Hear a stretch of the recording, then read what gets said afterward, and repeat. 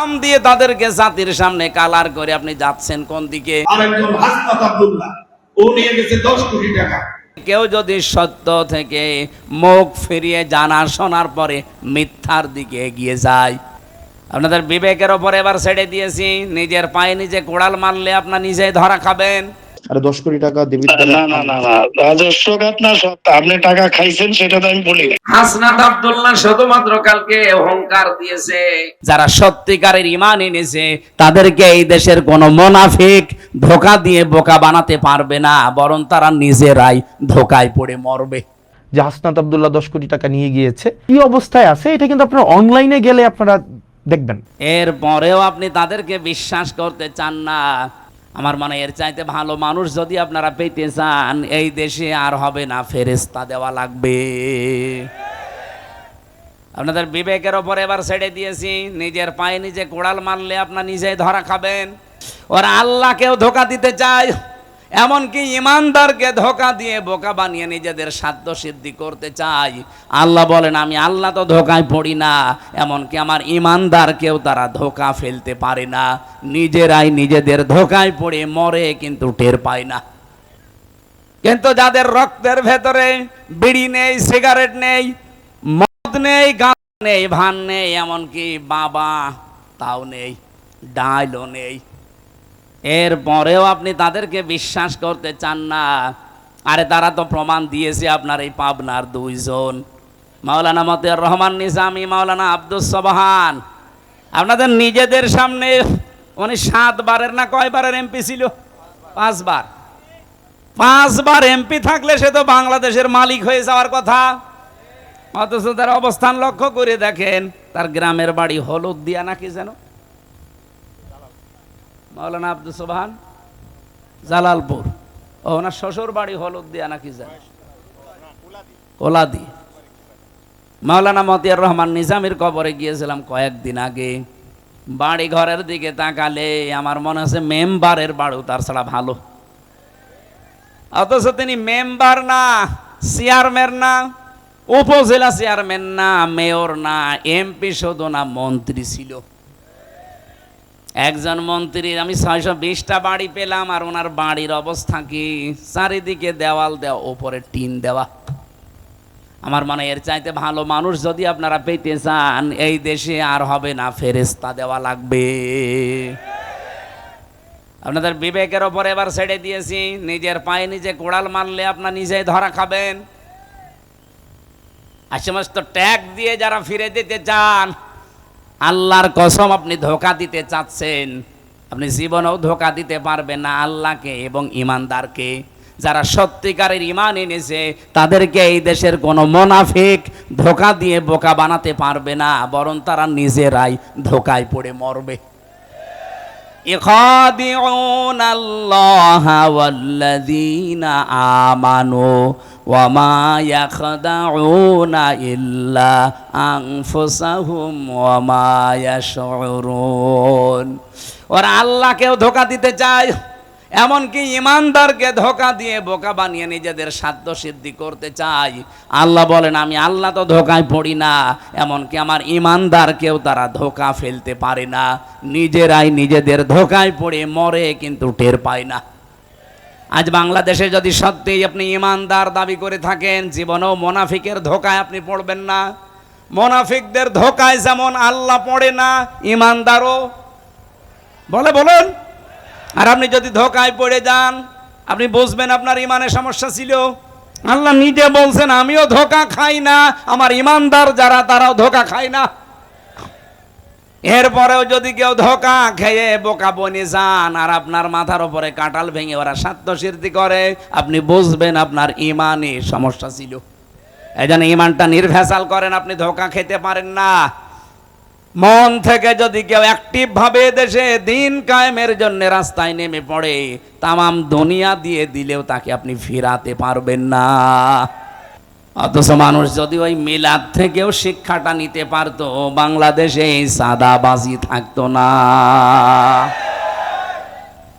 আমি সিরাত ইবনে হিশাম পড়ছিলাম, সিরাত বিশ্বকোষ, বিশেষ করে আর রাহিকুল মাখতুম। এখানে নবীজির জন্ম নিয়ে যে মিলাদ যারা দেন, মিলাদ মানে জন্ম, মিলাদ মানে এই মিলাদ নিয়ে যারা মাতামাতি করেন শুধু জিলাপি আর খিচুড়ি, তাদেরকে বলছি এই শিক্ষাটা অন্তত আপনি নেবেন। মিলাদ আপনি দেন, আমি নিষেধ করছি না, কিন্তু শিক্ষাটা নেন। মিলাদ মানে জন্ম, নবীজি জন্ম নিয়ে কি করেছিলেন। ঐতিহাসিক যারা তারা লিখছে নবীজি জন্মের পরেই 3 জন মহিলার দুধ পান করেছিলেন। 1 নম্বরে আমেনা, 2 নম্বরে উম্মে আইমান, 3 নম্বরে হযরতে হালিমাতুস সাদিয়া রাদিয়াল্লাহু তাআলা আনহা। হযরতে হালিমা বলেন, আমি ওই সময় মুশরিকা ছিলাম। মোহাম্মদকে কোলে তুলে নেওয়ার পরে আমি ডান স্তন তারে দিলাম, সে পান করেছে। বাম স্তন তারে দিলাম, সে সঙ্গে সঙ্গে মুখ বের করে দিয়েছে। 1 বার 2 বার 3 বার আমি মুখ লাগালাম, 3 বারই সে বের করে দিল। জোর করে মুখ লাগাতে চাই, বের করে দেয়। আমার চোখের দিকে ইশারা দিয়ে, মানে চোখে চোখে যেন আমাকে বোঝাতে চায়, মা হালিমা জোর করেন কেন? আমার ডান স্তন অধিকার ছিল, হক ছিল, আমি পান করেছি। বাম স্তন এটা আমার অধিকার না, আমার হক না। আমি জানি আপনার সন্তান আছে, দুধ ভাই আমার, সেটা আব্দুল্লাহ। আমি দুনিয়ায় ভাইয়ের হক নষ্ট করার জন্য আসি নাই, এসেছি ভাইয়ের হক ফিরিয়ে দেওয়ার জন্যে। পাবনাবাসী এটা রেকর্ড হচ্ছে, যেই নবী এই রবিউল আউয়াল মাসে জন্ম নিয়ে মায়ের কোলে বসে ভাইয়ের হক ফিরিয়ে দেয়, সেই নবীর উম্মত আমরা যত বড় হচ্ছি ভাইয়ের হক মারার জম হচ্ছি। এখানে নবীজি শুধু দুধ ভাই আর আপন ভাই না, আল মুসলিম আখুল মুসলিম, মুসলমান মুসলমানের ভাই। আপনি কোন কারণে এক ভাই আর এক ভাইয়ের কাছে চাঁদাবাজি করে ওর সম্পদ নিজের কাছে রেখে দেন? আপনি কি জানেন আপনি কি হয়ে গেছেন অলরেডি? এটা আবি যাররিন রাদিয়াল্লাহু তাআলা আনহু قال قال النبي صلى الله عليه وسلم من ادعى ما ليس له فليس منا وليتبوأ مقعده من النار। মুসলিম শরীফের হাদিস। আমি কি বানালাম? বিশ্বনবী বলেন, যেই জিনিস তোর না, ওই জিনিস যদি কারো কাছ থেকে জোর করে জবরদস্তি করে যেভাবেই হোক নিজের দখলে কেউ রেখে দেয়, 2টা শাস্তি তার শুরু হবে। 1 নম্বরে ফালাইসা মিন্না, ওই দিন থেকে সে আর নবীর উম্মত নেই। 2 নম্বরে ওয়ালিয়াতা বাওয়া মাকআদাহু মিনান নার, সে যেন জাহান্নামে নিজের একটা স্থান বরাদ্দ করে নিল। আমার তো মনে হচ্ছে 1 বছর 1 মাসের ভেতরে বহু মানুষ চাঁদাবাজি করে নবীর উম্মত থেকে বের হয়ে গেছে। আপনি যার সম্পদ নিলেন চাঁদাবাজি করে, ওটার মালিক কি আপনি? বলেন। হ্যাঁ, এখানে ব্যাখ্যায় একটা কথা পেয়েছি, জিনিসটা যদি আপনারই হয় আর আপনি যদি ওটা ফেরত পান, তাহলে এই হাদিসের যে শাস্তি তার আওতা মুক্ত থাকবেন। বোঝেননি? বুঝেছেন কি বললাম বলেন তো?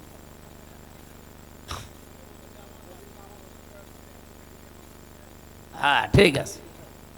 এই যে যারা ইসলামী ব্যাংকের নামে অপবাদ দেন যে ওরা ছিনতাই করে নিয়েছে, আপনি এত বড় মিথ্যা কথা বলতে পারলেন? ইসলামী ব্যাংক আপনার বাবা, যাদের ব্যাংক তারা ফেরত পেয়েছে। কথা বলছেন না কেন? যারা মাথার ঘাম পায়ে ফেলে ব্যাংকটা বানিয়েছে তারা আজকে ফেরত পেয়েছে, হাত ছাড়া হয়ে গিয়েছিল। সুতরাং তারা এই হাদিসের শাস্তির আওতা মুক্ত থাকবে। তারা, আপনার জিনিসও যদি এভাবে হাত ছাড়া হয় আপনি পান, কিন্তু আমরা দেখতে পেয়েছি যতটুকু পাওয়ার কথা তার চাইতে 50 ডবল অনেকে বেশি পেয়ে গেছে। কি কথা বললেন না? আপনি হয়তো এই 15.5 বছরে 5 কোটি টাকা হারিয়ে ফেলেছিলেন যেভাবেই হোক। এখন তো দেখলাম 1 বছর 1 মাসে আপনি 100 কোটি টাকার মালিক। সব ফেরেশতা জিবরাইল দিয়ে গেল। যেভাবেই করেছেন আপনার গায়ে গেলে আমার কিছু করার নেই, হাদিস মাত দিয়ে দেন। আপনি কিন্তু এখন যতই মুখ জোর করেন না কেন, আপনি নবীর উম্মত আর নেই।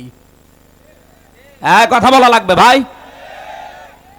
আমি যদি কিছু বানিয়ে বলি, আমার নিজের রায় দেই, তাহলে আপনি প্রোটেস্ট করেন। একটা কথাও বানানো না, সব আমার পড়া।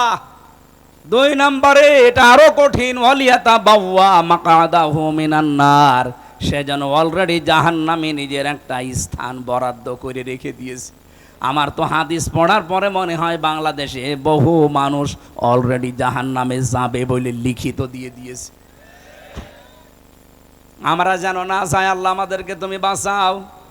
দুনিয়াতে দরকার আমরা কারাগারের মতো থাকবো, এরপরেও যেন আমরা জাহান্নামে স্থান বরাদ্দ না করি। সকলে বলেন আমিন। তাহলে নবীজির এই মিলাদের শিক্ষাটা আজ পর্যন্ত আমরা নিতে পারিনি। যদি নিতে পারতাম, বাংলাদেশে এই সাদাবাজি নামক এই অভিশাপ বন্ধ হয়ে যেত। আপনার অবস্থা আমি জানি না। আমার কুষ্টিয়ায় গণসংযোগ করাকালীন আমি যে কোনো মার্কেটে ঢুকলেই হাউমাউ করে জড়িয়ে কাঁদে, হুজুর আর পারছি না। আগে তো দিতাম 20 টাকা, এখন দেওয়া লাগছে 50 টাকা। এই একটা কথা হইল? আপনি একজন মাসলুম মানুষ, এই কাজ করতে পারেন? আপনি নিজেরটা দেখলেন না যে মানুষের সম্পদ কেড়ে নিলে কেমন লাগে? সেই কাজ যদি আপনি আবার আরম্ভ করেন, কথা বলেন। এই জন্য যারা আছেন তারা যেন থামেন, আরো যা অবৈধ করেছেন ওগুলো ফেরত দিয়ে দেন, নয়তো আপনি নবীর উম্মত থেকে খারিজ হয়ে গেছেন, আর জাহান্নামে আপনি যাবেই। এই জন্য বরাদ্দ হয়ে গেছে আপনার নাম। মিলাদের শিক্ষাও নিতে পারে না, আর মিলাদ দিচ্ছে। আরে ভাই, আমারে ডাক দিয়ে মিলাদ দেয়, জিলাপি কিনেছে, খিচুড়ি রান্না করেছে, বিরিয়ানি, টাকা পেলেন কোথায়? 7-8 টাকা। আমি কি বেশি বললাম? আপনি চলেন আমার কুষ্টিয়ায় গোবরহাটে খাজানগরে মিলাদ দিচ্ছে, বিশাল মিলাদ, 5000 মানুষকে খাওয়াবে। আবার টাকা পেলেন কোথায় আপনি? আপনার নিজেরই তো চলতো না। হুজুর দোয়া করেন। কি দোয়া করবো? 7-8 টাকা। পাবনায় তো এরকম প্রতিষ্ঠান নেই, আমাদের কুষ্টিয়ার মতো চাউলের আড়ত নেই, এই জন্য আপনাদের সাদাবাজি নেই। আছে আর সিরাত, কি সিরাত শোনাবেন আপনাদেরকে? আমি আজকের তেলাওয়াত কি তো আয়াত, যেটা সূরা মায়েদা। তাফসির যদি কেউ করতে চায় কোনো আয়াত থেকে, উসুলে তাফসিরের নিয়ম হচ্ছে 15টা। তার আগের আয়াত পরের আয়াতের সাথে সম্পর্ক কি আছে এটা আগে জানা লাগে। আসেন আমরা তেলাওয়াত কি তো আয়াত থেকে আগে আরম্ভ করি, নাকি শেষ করে দেব? ঘন্টা খানেক সময় নিয়েছিলাম না? জবান খুলে আগে কোরআনের এই সোনালী আয়াত একটু পড়েন। আউযু বিল্লাহি মিনাশ শাইতানির রাজিম। ইয়া আইয়ুহাল্লাযীনা আমানু মাইয়ারতাদ্দা মিনকুম আন দীনিহি। রব্বুল আলামিন বলেন, আগে নামকরণটা বলা দরকার। তাফসিরের যে মূল নীতির প্রথমে হচ্ছে শুদ্ধ তেলাওয়াত করে মাতৃভাষায় অর্থ করা, এরপরে নামকরণ, এরপরে ঐতিহাসিক প্রেক্ষাপট। আপনারা মনে হয় শুনছেন না? আছেন? প্রথম নাম্বারে নামকরণের ভেতরে পেয়েছি মায়েদা, মানে দস্তরখানা।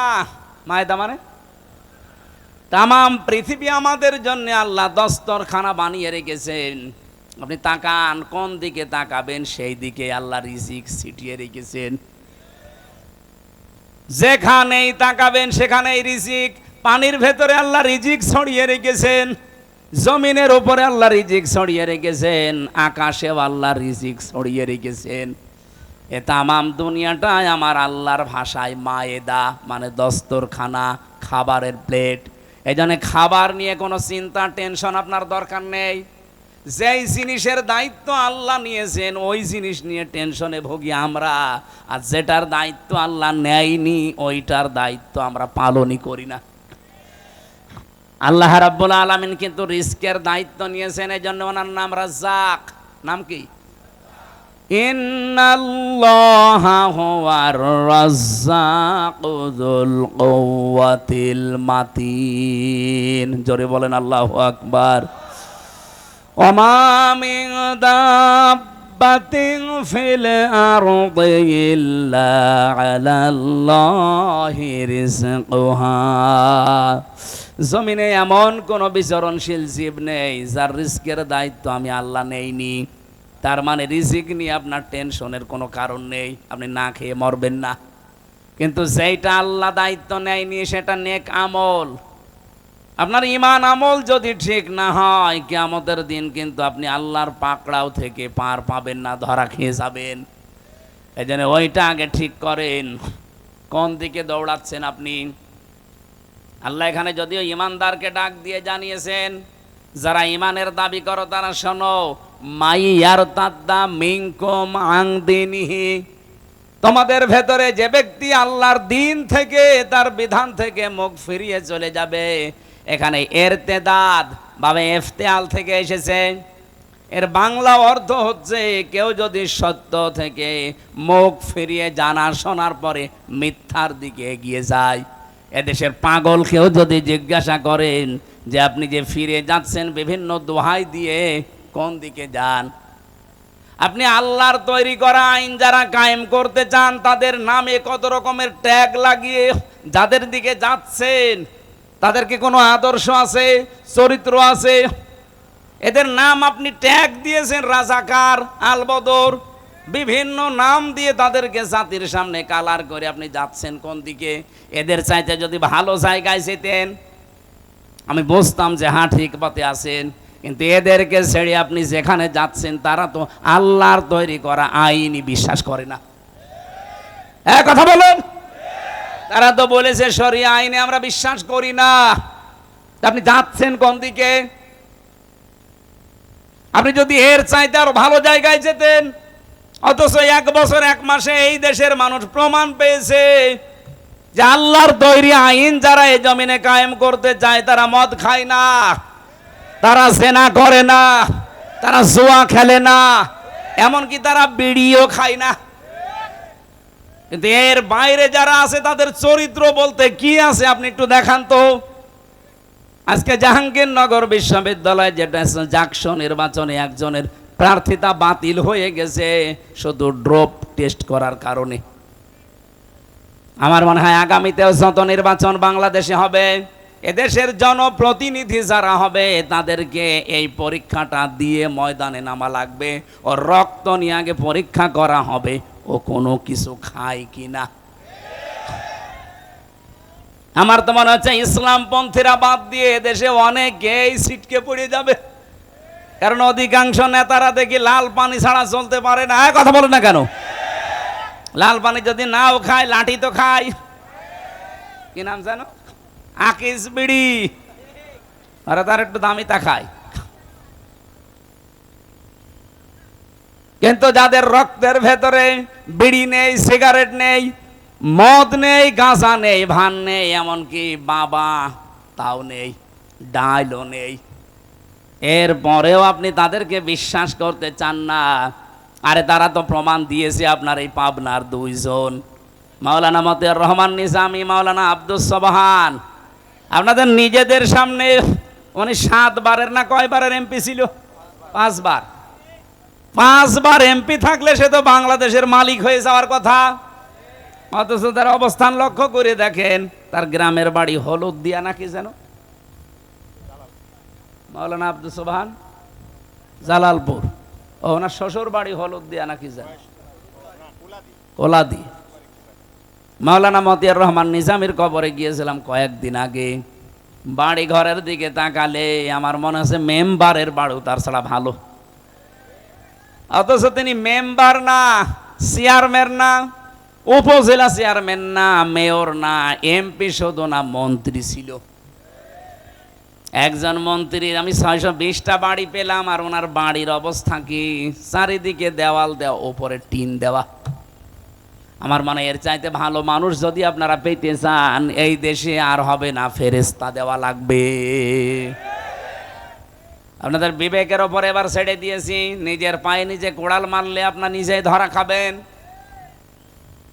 আর সমস্ত ট্যাগ দিয়ে যারা ফিরে দিতে চান, আল্লাহর কসম আপনি ধোঁকা দিতে চাচ্ছেন, আপনি জীবনেও ধোঁকা দিতে পারবেন না আল্লাহকে এবং ইমানদারকে।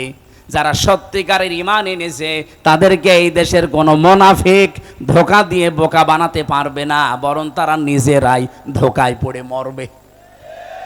ইখাদিউনাল্লাহা ওয়াল্লাযীনা আমানু ওয়া মা ইয়াখদাউনা ইল্লা আনফুসাহুম ওয়া মা ইয়াশউরুন।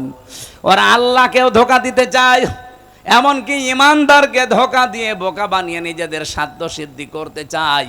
আল্লাহ বলেন আমি আল্লাহ তো ধোঁকায় পড়ি না, এমনকি আমার ইমানদারকেও তারা ধোঁকা ফেলতে পারে না। নিজেরাই নিজেদের ধোঁকায় পড়ে মরে কিন্তু টের পায় না। আজ বাংলাদেশে যদি সত্যিই আপনি ইমানদার দাবি করে থাকেন, জীবনেও মোনাফিকের ধোঁকায় আপনি পড়বেন না। মোনাফিকদের ধোঁকায় যেমন আল্লাহ পড়ে না, ইমানদারও বলেন। আর আপনি যদি ধোঁকায় পড়ে যান, আপনি বুঝবেন আপনার ইমানের সমস্যা ছিল। আল্লাহ নিজে বলছেন আমিও ধোঁকা খাই না, আমার ইমানদার যারা তারাও ধোঁকা খায় না। এরপরেও যদি কেউ ধোঁকা খেয়ে বোকা বনে যান আর আপনার মাথার উপরে কাঁঠাল ভেঙে ওরা সাধ্য সিদ্ধি করে, আপনি বুঝবেন আপনার ইমানে সমস্যা ছিল। এই জন্য ইমানটা নির্ভেজাল করেন, আপনি ধোঁকা খেতে পারেন না। মন থেকে যদি কেউ অ্যাক্টিভ ভাবে দেশে দিন কায়েমের জন্য রাস্তায় নেমে পড়ে, তামাম দুনিয়া দিয়ে দিলেও তাকে আপনি ফিরাতে পারবেন না। পাবনাবাসী খুব খেয়াল করে শুনবেন এই জায়গায়। সুতরাং আপনার কাছে স্পষ্ট কারা দেশে আল্লাহর দিন কায়েম করতে চায় আর কারা দিনের বিরুদ্ধে আছে। সুতরাং এই কথা জানার পরেও যদি কেউ আল্লাহর দিন থেকে বিভিন্ন ট্যাগ দিয়ে ফেরত যান, কি হবে জানেন আপনি? এদিকে তাকান, বসো। 1-1.5 ঘন্টা বসে থাকতে পারে না ভেতরে। আর বিয়ে দিলে বউ টেকবে? ডায়াবেটিস আছে তাতে কি? পোশাক পায়খানার জন্য গেলে যেতে পারেন, অথবা বিড়ি খাওয়ার যদি নেশা থাকে খেয়ে চলে আসবে। কিন্তু ভালো লাগছে না এই জন্য চলে যান, আপনার খবর আছে। আমার আয়াতের দিকে খেয়াল করে আমি বলছি, আমি বানিয়ে বলছি না। আল্লাহ পাক বলেন কি করব জানো? যদি আল্লাহর দিন থেকে বিভিন্ন সোতা নাতা দিয়ে বিভিন্ন রকমের নং ধরনের কথা বলে বলে ফেরত জানা, এটা রাজনীতি হচ্ছে, এটা দুনিয়াদার, এটা ধান্দাবাজ, এই সমস্ত কথা যদি বলে চলে যান, আল্লাহর কসম আল্লাহ বলেন ফাসাউফা, সিন সাউফা কদ লাম, কোন সেন্টেন্সের আগে যদি একটা আসে বাংলা অর্থ দাঁড়ায় অতি তাড়াতাড়ি। আল্লাহ বলেন ফাসাউফা ইয়াতিল্লাহ, অতি শীঘ্রই আমি আল্লাহ নিজে নিয়ে আসব। এখানে ফাইল কর্তা আল্লাহ নিজে। অতি শীঘ্রই, খুব তাড়াতাড়ি আমি আল্লাহ নিজে নিয়ে আসবো বিকৌমিন, এমন একটা দলকে, ভালো করে শোনেন, এমন একটা দলকে খুব তাড়াতাড়ি তোমাদের মাথার উপরে নিয়ে চলে আসবো। কি করবে জানো?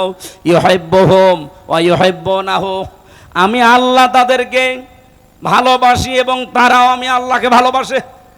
আমার তো মনে হচ্ছে আয়াত পড়ার পরে আজ যারা আল্লাহর দিন কায়েম করতে চায় তাদের থেকে মুখ ফিরিয়ে চলে যাচ্ছেন।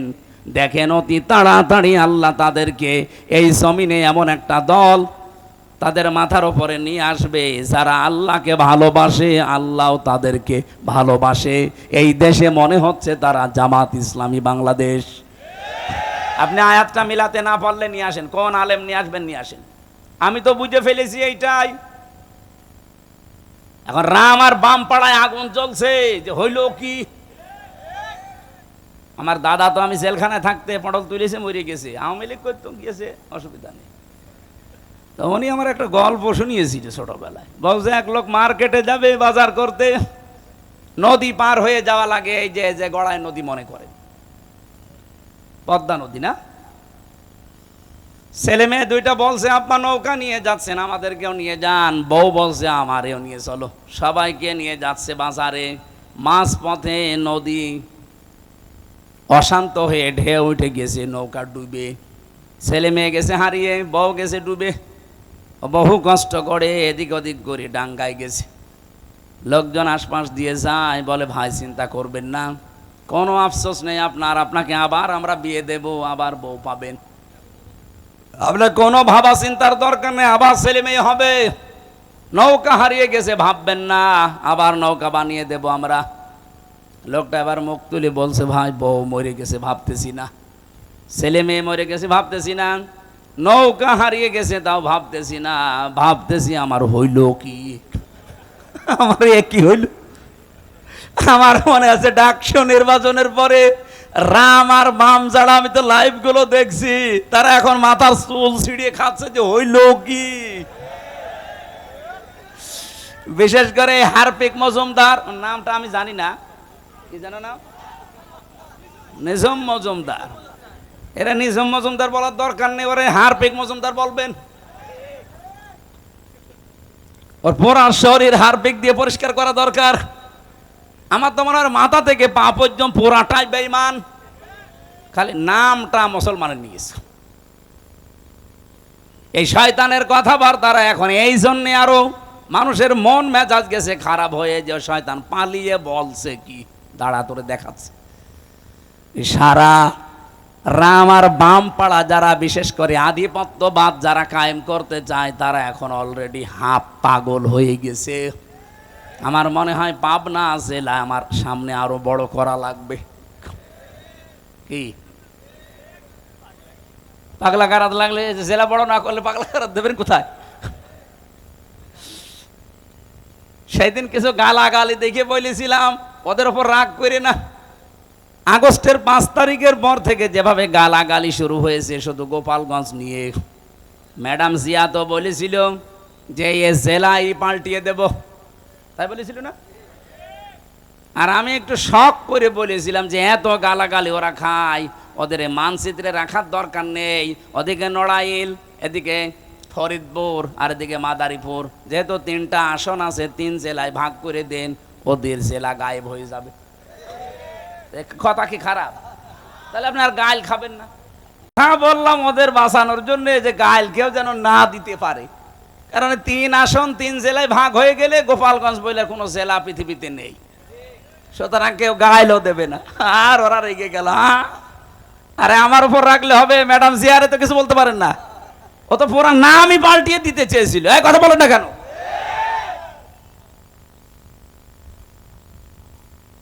মত বিগয়সি কম পড়েছি কোরআনে, যে ওরা মরবে, হিংসায় জ্বলে পুড়ে মরবে। যা আরম্ভ হয়েছে বাংলাদেশের মানুষ যা দেখাচ্ছে, এদেশে রাম বাম আর অন্য কোন দেশের আধিপত্য যারা কায়েম করতে চায় তাদের আর স্থান হবে না। এই কথা বলেন না কেন?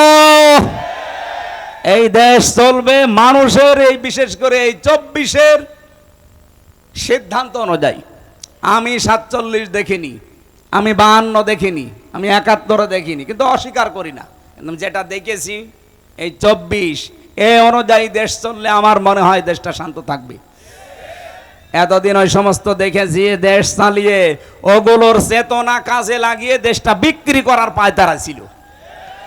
24 যারা ধারণ করে এই মানুষগুলো জীবন থাকতে দেশ বিক্রি হতে বলেন বলেন। এই জন্য আগামীর সিদ্ধান্ত কিন্তু একটু কঠিন। বদরের ময়দান আমরা দেখিনি, কিন্তু আগামীতে হয়তো বদরের ময়দান আসতেছে। বদরের ময়দানে নবীজি বলেছিলেন আমার কেমন যেন লাগছে, কারণ বাবার বিরুদ্ধে ছেলে অস্ত্র ধরবে, স্বামীর বিরুদ্ধে স্ত্রী অস্ত্র ধরবে, দোলা ভাইয়ের বিরুদ্ধে শালা অস্ত্র ধরবে। এরকম কঠিন ময়দান নবীজি নিজেও ইতস্তত করছিলেন। সাহাবা একরামের মনের দিকে তাকিয়ে যে কি না কি হয়, একজন যুবক বললেন আপনি কোনো চিন্তা করবেন না। আমার মনে হয় বাংলাদেশে এই ময়দান সামনে এবার আসতেছে। বহু জেলায় কিন্তু স্ত্রী স্বামীর বিপক্ষে যাবে এবার। এক কথা বলেন না কেন? বহু জেলায় বাংলাদেশে বাবার বিরুদ্ধে ছেলে দাঁড়িয়ে যাবে। আমাদের চুয়াডাঙ্গার আলমডাঙ্গায় যিনি নমিনি, ওনার বাবা মানুষের তৈরি করা আইনের পক্ষে, আর উনি আল্লাহর তৈরি করা আইনের পক্ষে। আমার মনে হয় সে আবু বকর আর আবু বকরের সন্তানের মতো হয়ে গেছে। একই বাড়িতে আছে। হযরতে আবু বকর বাড়িতে যুদ্ধ করে যখন আসলেন, ছেলে আব্দুল্লাহ ডাক দিয়ে বলে বাবা আমি কিন্তু জিহাদের ময়দানে তোমারে 3 বার দেখেছিলাম, কিছু বলি নাই, মনে করলাম তুমি আমার বাবা, অন্য কেউ হলে আমি কেটে ফেলতাম। হযরতে আবু বকর খাবার খাচ্ছিলেন, খাবার রেখে দিয়ে হুঙ্কার দিলেন সন্তান 3 বার তুমি দেখার পরও কিছু বলো নাই, আল্লাহর কসম যুদ্ধের ময়দানে যদি তোমারে আমি 1 বার দেখতে পেতাম, একবারেই আলাদা করে ফেলতাম। এবার আমার মনে হচ্ছে ময়দান সেইটাই ফিরে আসতেছে। আমি আগেই বলেছি, এবার হয় আল্লাহর দল নাই শয়তানের দল। কথা বলেন। এজন্য যারা উল্টা পাল্টা করতে আসবেন তারা আগের থেকে সব কিছু থেকে বিদায় নিয়ে আসবেন। স্ত্রীর মহরণা যদি দিয়ে না থাকেন দিয়ে আসবেন, কারণ আপনি ফিরে যেতে নাও পারেন। আপনি দখল করতে আসবেন আর আমরা ছেড়ে দেব না। ওই ইমানদার এখন আর দেশে নেই, ইমানদার এখন হয়ে গেছে আবু বকরের মতো। বদর দেখিনি, কিন্তু বদর এবার দেখবো। উহুদের ময়দান দেখিনি, এবার সামনে উহুদে দেশে দেখবো, হয় ইসলাম থাকবে না ওরা থাকবে।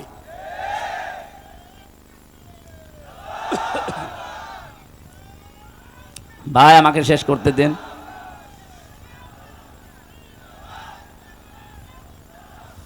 পাবনাবাসী রব্বুল আলামিন যেহেতু জানিয়েছে আমি আল্লাহ নিজে তাদেরকে নিয়ে আসব। হ্যাঁ, কি করবে তারা আপনি এবার মিলান। বাংলাদেশে ৭৩টা দল, কোরআনের আয়াতের সাথে কাদের জীবন চরিত্র কর্মপদ্ধতি মেলে আপনি দেখেন তো। আদিল্লাতিন আলাল মুমিনিনা আইজ্জাতিন আলাল কাফিরিন। রব্বুল আলামিন বলেন তাদের গুনাহগুণ হচ্ছে দুনিয়ায় আদিল্লাতিন আলাল মুমিনিন, তারা মুমিনরা নিজেদের প্রতি রহম দিল। আপনি তাকান, বাংলাদেশে বাড়ি আপনার পাবনায়, আমার বাড়ি কুষ্টিয়া, এক জেলা থেকে আর এক জেলা ডিস্টেন্স একেবারে কম না। এখান থেকে আমার বাড়ি কমপক্ষে 50 কিলোমিটার। অথচ আমার মনে হয় যারা দিন কায়েম করতে চেষ্টা চালাচ্ছে এই দেশে, যেতে রেজাউল ভাই এই চেষ্টা করে, আমির হামজাও করে, আমার কাছে আমার মনে হয় আমার আপন ভাইয়ের চাইতে এটা মহাব্বতের বেশি। এটা তৈরি করে দিয়েছে কে? আজিল্লাতিন আলাল মুমিনিন। সারা বাংলাদেশে একই অবস্থা, এমনকি সারা দুনিয়ায়, সারা পৃথিবীর 257টা দেশে একই অবস্থা। যারা দিন কায়েম করতে চায় তার বাড়ি আমেরিকায়, তাতে কি? আমার বাড়ি বাংলাদেশে, তাতে কি? আমার আপন ভাই আমার বাড়ির পাশে থাকে, সে মানুষের তৈরি করা আইনের পক্ষে, তার চাইতে আমি রেজাউলকে আমার মন থেকে বেশি ভালোবাসি। আইজ্জাতিন আলাল কাফিরিন, কিন্তু তারা মুমিন, কাফেরদের প্রতি বড় কঠোর। আপনি তাকান, আজ তারা পৃথিবীতে যারা একামতে দিনের কর্মী, তাদের সামনে আপনি কোন শরীয়ত বিরোধী কাজ করে টিকে থাকতে পারবেন না যদি তাদের শক্তি থাকে। মাস্ট বি, কিছু না করলেও প্রতিবাদ তারা করবেই। এই কথা বলেন না কেন? সুতরাং এই দেশে শরীয়ত বিরোধী কোনো কাজ করলে যারা এদেশের সত্যিকারের ইমানদার পারা বাধা দেবেই, প্রোটেস্ট করবেই।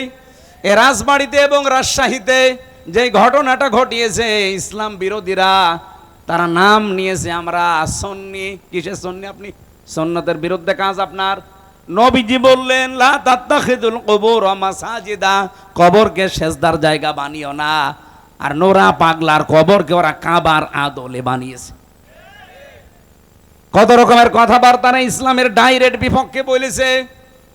জনগণ প্রোটেস্ট করে এখন ওই রাজবাড়ি গলন্দ এলাকার আলেম ওলামা পর্যন্ত এখন বিপদে। আজকেও শুনলাম 23 জন আলেমকে গ্রেপ্তার করেছে। কাদের ইশারায় কি করছেন আমি জানি না। সারা বাংলাদেশের আলেমরা যদি এক বাক্যে হুঙ্কার দিয়ে ওঠে, এদেশের যারা নামধারী বাতিলপন্থী যারা আছেন বিভিন্ন নাম নিয়ে টিকে থাকতে পারবেন না। প্রশাসনকে আমরা আহ্বান জানাবো, এদেশের মুসলমানদের সেন্টিমেন্ট বোঝার চেষ্টা করেন। দেশটা শান্ত আছে, অশান্ত করবেন না। আমরা তো কোরআনের আয়াতের তাকিদে এই কাজগুলো করি। আজিল্লাতিন আলাল মুমিনিন আইজ্জাতিন আলাল কাফিরিন। কাফের যারা তাদের প্রতি কঠোর আমাকে হওয়াই লাগবে। তাদের আচার অনুষ্ঠান, তাদের ব্যবহার, তারা যা করছে ওগুলো তো আমার জন্য না, তারা করছে ইসলামকে ধ্বংস করার জন্য।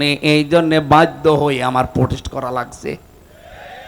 ইউজাহিদুনা ফি সাবিলিল্লাহ, তারা জিহাদ চালাবে, তারা সংগ্রাম করবে। লা ইয়াখাফুনা লাওমাতা লাইম, কোন তিরস্কারকে তারা পাত্তা দেয় না। বাংলাদেশে যারা একামতে দিনের কর্মী তারা এই আয়াতটা 100% মেনে চলছে। কত রকমের কথা তাদের পেছনে লাগিয়ে দেয়, তারা পেছনে ফিরেও তাকায় না। আপনি বলেন খাপের খাপ মিলে যাচ্ছে না? এদেশে অন্য কোন দলের ভেতর আপনি এটা পাবেন না। তাদের দাড়ি ছোট, এই জন্য ফতোয়া দেওয়া হয়। কোনো দিন তারা এর বিরুদ্ধে কথা বলে না, আমার কাজ আমি করে যাব, পেছনে কোত্তা ঘেউ ঘেউ করুক। কোন তিরস্কারকারীর তিরস্কারকে তারা পাত্তা দেয় না। আর এটা যাকে তাকে আল্লাহ দেয় নাই, যে গুণগুলো বললাম, যালিকা ফাদলুল্লাহ, আল্লাহ পাক বলেন এটা আমি আল্লাহর অনুগ্রহ, ইউতিহি মাইয়াশা, যাকে ইচ্ছা আমি আল্লাহ এটা দান করি। সুতরাং এই দেশে যারা একামতে দিনের কর্মী আছেন, আপনি নিজে নিজে আনন্দ পাবেন আল্লাহ আপনাকে নির্বাচিত করেছেন। নয়তো আপনার ভেতরে মমিনদের প্রতি মহব্বত দিত না, কাফেরদের আচার অনুষ্ঠান তাদের প্রতি এমন কঠোর হওয়ার মনোভাব আল্লাহ তৈরি করে দিত না। আপনি দিনের কাজ করতে গিয়ে কাউকে তোয়াক্কা করেন না, কারো তিরস্কারকে ভয় পান না, সামনে এগিয়ে যেতে আছেন। আপনি মনে করবেন এই তিনটা গুণ যাদের ভেতরে আছে, এটা আল্লাহর বিশেষ দয়া আপনার প্রতি। আল্লাহ সবাইকে দয়া বাংলাদেশে দেয়নি, যাদের দিয়েছে তারা যেন শুকরিয়া আদায় করে। আল্লাহু ওয়াসিউন আলিম। রব্বুল আলামিন বলেন আমি কিন্তু বিশাল এবং প্রশস্ত। জোরে বলেন সুবহানাল্লাহ। মেয়েরা যারা এসেছেন তাদের জন্য আমার একটাই ওয়াজ, সামনে আপনাদের বিশাল বিশাল দায়িত্ব আসতেছে, বিশেষ করে আমানতের দায়িত্ব। নবীজি জানিয়েছেন আল্লাহ এবং রসুলের অবাধ্য হয়ে যায় এমন কোন কাজ স্বামী না বাবা না পৃথিবীর কারো হুকুম মানা যাবে না। সামনে যেহেতু বলেই দিয়েছি, হয় আল্লাহর দল নাই শয়তানের দল, সুতরাং স্বামী হোক বাবা হোক ছেলে হোক কাউকে মানা যাবে না আল্লাহর বিপক্ষে রায় দিতে গিয়ে। এক কথা বলেন না কেন? মেয়েরা যখন সাবালিকা হয়, সে 12 বছর হোক 13 বছর হোক 14 বছর হোক, যখন তাদের শরীর খারাপ হয়, এই দিন থেকে তাদের নামাজ এবং রোজা ফরজ। এর আগে তাদের নামাজ রোজা ফরজ না। আমি বিস্তারিত সময় নেই, সকাল থেকে প্রোগ্রাম শুরু, 1 ঘন্টা পার হয়ে গেছে। আমার লিখিত বই ছিল মেয়েদের জীবন চরিত্রের উপরে। এই বইটা মেয়েদের ঘরে ঘরে রাখবেন। 6 জন মেয়ে আপনার আদর্শ হবে দুনিয়ায়। কি আর ওই যে বিভিন্ন মানুষকে আদর্শ বানায়, ক্যাটরিনা কাইফিনা কি যেন আছে না, ওইটা বাদ দিয়ে যে এইগুলো আদর্শ বানাবেন। এখানে 6 জনের সব চরিত্র দেওয়া আছে, আদর্শ নারী। আমি নিজে করেছি এটা। 2 নাম্বারটা এটা পুরুষদের জন্য, শুধু দাম্পত্য জীবনে যাদের কলহ চলছে, মেটে না, কিভাবে মেটাবেন এই বইতে 120 পৃষ্ঠা লিখেছি। আমি জেলখানায় লিখে বাইরে এসে দলিলগুলো আরো লম্বা করেছি। আর এটা শুধু মেয়েদের জন্য, দাম্পত্য জীবনে স্বামী স্ত্রীর মিল মহাব্বত নেই, সমস্যা এবং এর সমাধান কি হবে, এই 3টা বই এখানে আছে। আমার মনে হয় পাওয়া যায়, ওই যে গাড়িতে বই আছে, যাওয়ার সময় নিয়েছেন আপনারা। মাহফিল নিয়েছে মাত্র 3-4 দিন আগে, এই জন্য এত বড় বিশাল আয়োজন। আমি তো মনে করছি মনে হয় একেবারে ছোট মসজিদে হবে। এ বিশাল আয়োজনে যারা সম্পৃক্ত হয়েছেন এদেরকে একটু বেতন দরজা দিয়ে একটু সাপোর্ট দেন। টাকা পয়সা যদি এনে থাকেন, দিন প্রচারে যদি খরচ না করেন তো কোথায় খরচ করবেন? সুতরাং যাদের সমর্থ আছে, ওনাদের স্বেচ্ছাসেবক যারা আছে, তাদের কাছে অবশ্যই ড্রাম দেওয়া আছে। স্বেচ্ছাসেবক থাকলে মাস্ট বি দিয়ে যাবেন। আপনার একটা নিয়ত করি, এই নিয়তটা কার্যকর হবে ইনশাআল্লাহ। সম্মানিত মা বোনেরা, তাহলে নামাজ এবং রোজা আপনার ফরজ হচ্ছে যেদিন আপনার শরীর খারাপ শুরু হবে, ওই দিনের পর থেকে আপনারা আপনার স্বামীকে জানিয়ে দেবেন যে মেয়ের অবস্থায় এই, আপনার স্বামীও যেন কঠোর হয় সন্তানের উপরে, নামাজ যেন বাদ না যায়। আল্লাহ আমাদের তৌফিক দিন। আমি আর লম্বা করতে পারছি না। আগামী থেকে এই একটা চাপ চলছে, এটা চলে গেলে আমরা আবার বিস্তারিত কথা বলবো ইনশাআল্লাহ। আল্লাহুম্মা আমিন। লা ইলাহা ইল্লা আনতা সুবহানাক ইন্নী কুনতু মিনাজ জালিমিন। আল্লাহুম্মা গফিরলি ওয়ারহামনি ওয়াহদিনি ওয়াফিনি ওয়ারযুকনি ইয়া রাব্বাল আলামিন। রব্বুল আলামিন, আল্লাহর দলে কারা, এই বিষয়ে আমরা তোমার কোরআন থেকে কিছু কথা শুনেছি। যতটুকু শুনলাম বুঝলাম, এই আয়াতটা জীবনে সেট করে দাও। সওয়াবগুলো নবীজির রওজায় পৌঁছিয়ে দাও। হক এবং বাতিলের দ্বন্দ্ব সে চিরন্তন চলছে, এখনো আছে, কিয়ামত পর্যন্ত থাকবে।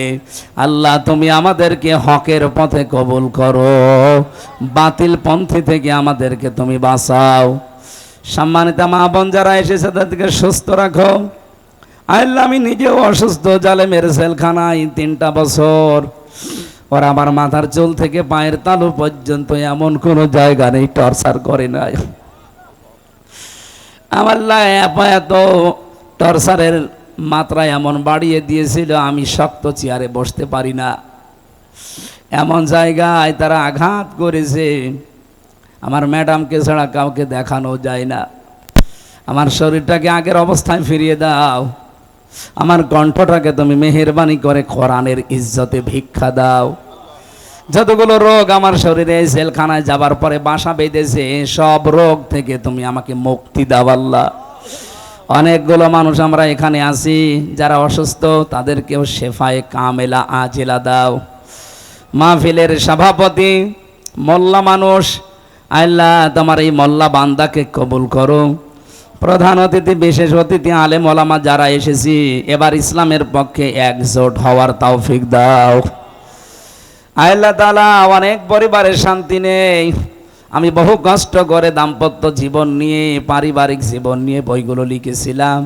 এখান থেকে জ্ঞান অর্জন করে আমাদের পরিবারটা তুমি ঠান্ডা করে দাও। তোমার নাম সালাম, ওই সালাম নামের কারণে আমার পরিবারে তুমি শান্তি দান করো আল্লাহ। রব্বানা হাবলানা মিন আজওয়াজিনা ওয়া যুররিয়াতিনা কুররাতা আয়ুনি ওয়াজআলনা লিল মুত্তাকিনা ইমামা। কখন কার কাছে মরণ চলে আসে কেউ জানি না। রব্বুল আলামিন, মরতে আমাদের দুঃখ নেই, ভয়ও নেই। তা আমরা একটু দেখতে চাই ৫৬,০০০ বর্গ মাইল কোরআন দিয়ে চলছে, এটা দেখে মরার তৌফিক দাও।